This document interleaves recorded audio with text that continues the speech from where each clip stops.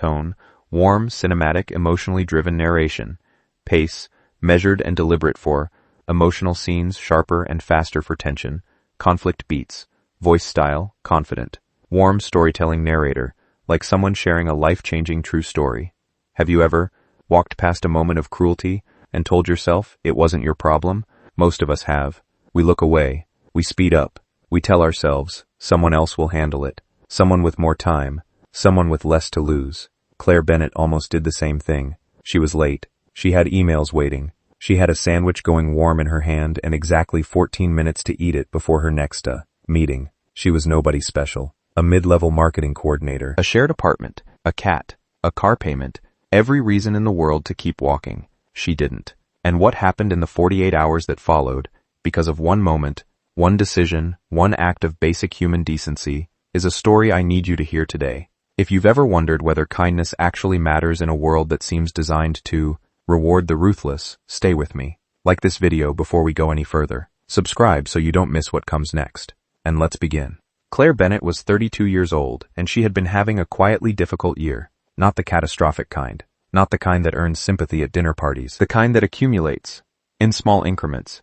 Barely visible until you add them all up. A promotion she had been promised in January, quietly given to a male colleague in February, with no explanation offered.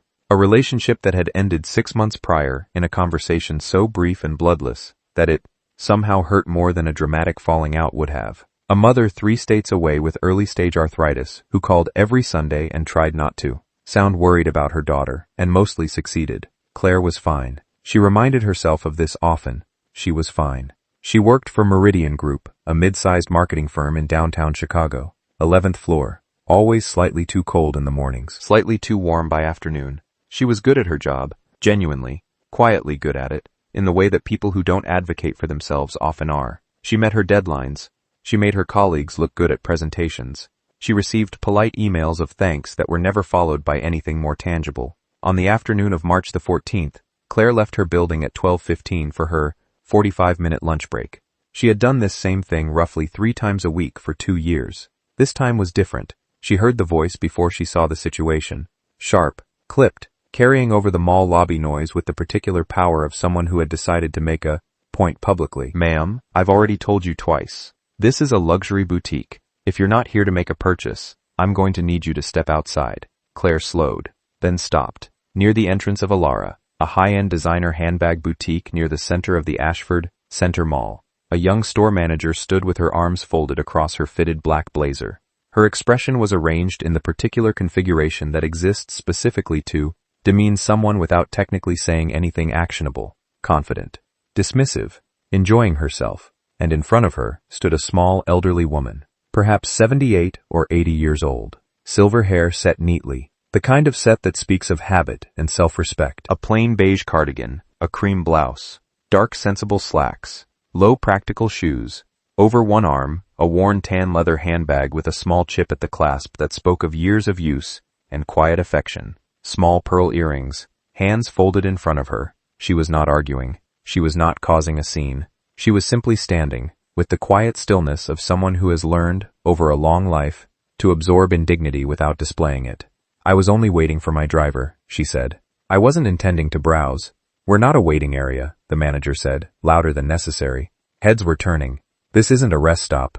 The food court has seating, if you need to wait somewhere. Somewhere. The tone of somewhere. The particular architecture of contempt compressed into that single word. Something in Claire's feet moved before her brain had fully agreed to the decision. She set her coffee cup on the edge of a nearby planter. She kept hold of her lunch bag. She walked forward, through the small cluster of onlookers who were watching with the frozen discomfort of people who know something is wrong but have not found the mechanism to act. She stepped up beside the elderly woman. She placed one hand, gently, firmly, on the woman's shoulder, and she looked at the manager. I'm sorry, is there a problem here? Her voice was calm, completely, deliberately calm. Not the shaky calm of someone trying to control anger, but the genuine calm of someone who has made a decision and is at peace with it. The manager's eyes moved to Claire, assessed her quickly. Read, not a threat, not management, not important. This doesn't concern you. I was speaking with this lady about store policy. I heard what you were saying, Claire said, still quietly, and I heard how you were saying it. She turned to the elderly woman. Are you all right? Did you need to sit down for a moment? The woman looked up at her. For a fraction of a second, something crossed her face. Not surprise exactly, but the particular expression of someone who had prepared themselves to be alone in this moment, and was now recalibrating. Her eyes were steady, dark, and very, very intelligent. I'm quite all right, dear, she said. Thank you. Claire turned back to the manager. She told you she was waiting for her driver. There are no posted rules about standing in this lobby that I can see, so I'm not sure what policy you're referring to. But I do think, and here Claire's voice stayed perfectly level, this conversation was a little louder than it needed to be. For everyone involved, the manager's expression shifted. The confidence reconfigured itself into something less certain. A shopper nearby had their phone out. The small crowd was watching. It's all right, Claire said, removing the option of a defense by declining to hear it. I think we're all fine now. She guided the elderly woman to a nearby lobby bench, hand still lightly on her arm. Behind them, the manager retreated into the boutique. The crowd dissolved. The lobby returned to its ordinary rhythm. They sat together. Two women who had never met. You didn't have to do that, the elderly woman said. She had a low, precise voice, the kind shaped by decades of speaking to rooms that listened. Nobody should have to stand through that, Claire said simply. The woman studied her with those intelligent dark eyes. What's your name? Claire. Claire Bennett. And what do you do, Claire Bennett? Marketing coordinator. Meridian Group, just up the block. Claire smiled, a little self-deprecatingly. Nothing exciting. The woman smiled at that, a small, knowing smile. And do you enjoy it? Not? What do you do? Do you enjoy it? Claire paused. It was an unexpected question. I'm good at it, she said carefully. Whether I enjoy it is a little more complicated. Honest, the woman said. I appreciate that. A black car, sleek, private, quietly expensive, eased up to the mall's main entrance and stopped. The elderly woman noticed it. She reached into her worn leather bag with steady, unhurried hands and produced a business card. She held it out. Claire took it. She looked down. Cream-colored card. Simple design. Clean, serious typeface. Margaret Elaine Hargrove, founder and chairman, Hargrove Capital Group. Below it, a direct phone number. Claire stared at the card, then looked up. Margaret was watching her with that same small, knowing smile. The smile of someone who has lived long enough to recognize exactly what another person is feeling at a given moment. My son runs the day-to-day now, Margaret said, rising from the bench with the careful ease of someone who refuses to be helped unless she decides she wants to be. He built Hargrove Capital from a firm I started in my kitchen in 1987. He's 20 minutes from your building, actually. She smoothed her cardigan. Call the number on the back, not the front. That one goes to an assistant. The one on the back goes to me. And then she walked to the car, got in, and was gone. Claire sat on the lobby bench alone, a business card in her hand, a half-eaten lunch she had forgotten about, and the feeling, specific and strange and completely unfamiliar, that the ground had just quietly shifted beneath everything she thought she understood about her life. She didn't call that day. She told herself it was because she was busy. She put the card in the inside pocket of her blazer and went back to work, answered her emails, sat through her meetings, tried to focus.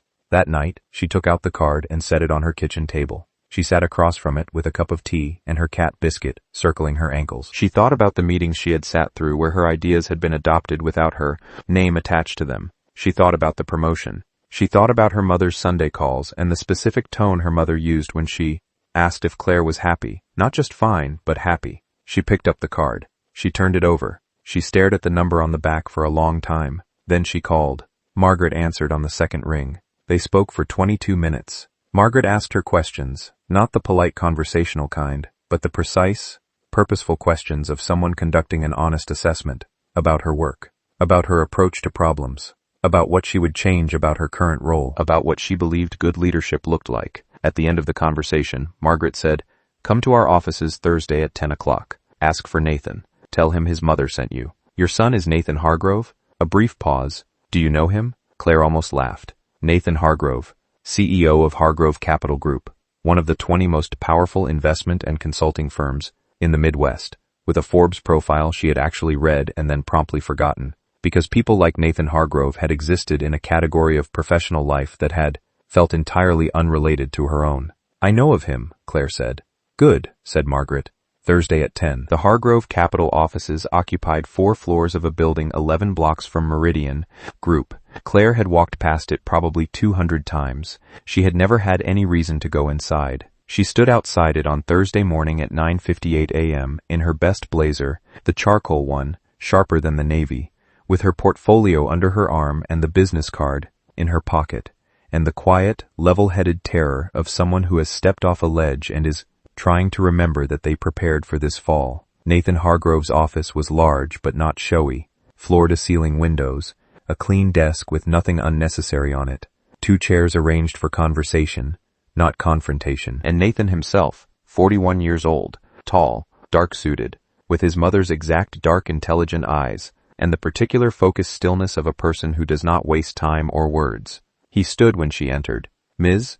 Bennett, my mother called me Tuesday evening. She described what you did in that mall." He didn't say it as small talk. He said it the way people say things they have thought about carefully. "She's described a lot of things she's witnessed over the years. Kindness when nobody's watching is relatively rare. She has a particular talent for recognizing it, and she has a perfect record of being right about people." He gestured to the chair across from him. "Tell me what you actually do at Meridian Group.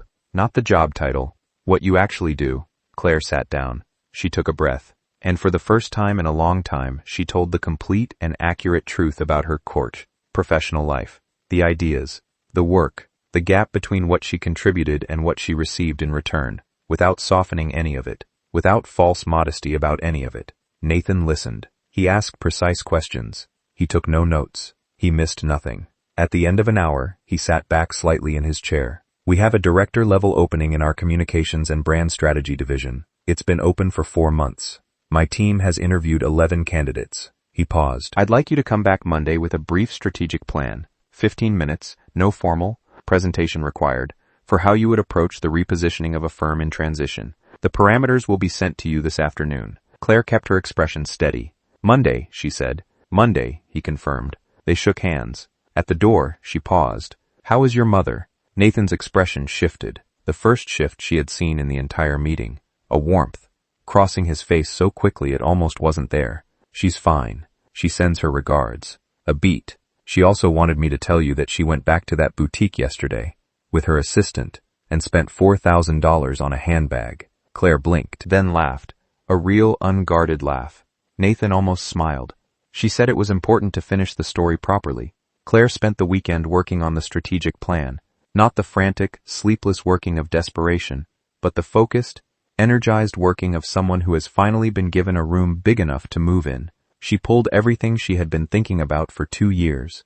Every stifled idea, every unasked question, every observation she had filed away in the private cabinet of her professional ambitions, and she built something with it, something clean, and specific, and genuinely good. She presented it Monday morning. Nathan listened. His team listened. Nobody interrupted. At the end, there was a brief silence. Then Nathan looked at her and said, "When can you start?" She gave Meridian Group 4 weeks' notice. She packed her desk quietly on her last day, thanked the colleagues who deserved thanking, walked out into a late April afternoon. For Hargrove's start date was the 1st of May. Her title, Director of Communications and Brand Strategy. Her salary, more than double what she had been earning. But none of those things were what she thought about most in the weeks that followed. On her 3rd week at Hargrove Capital, a small package arrived at her new office. Cream-colored envelope, no return address. Inside, a handwritten note, on heavy paper, in a precise and practiced cursive that spoke of a generation that had been taught to write as if it mattered. "Dear Claire, I have spent 50 years in business, and I have learned that the most reliable test of a person's character is not how they behave when the stakes are high and the audience is large. It is how they behave, in an unremarkable lobby, on an ordinary afternoon, when no one is watching, and there is nothing to be gained.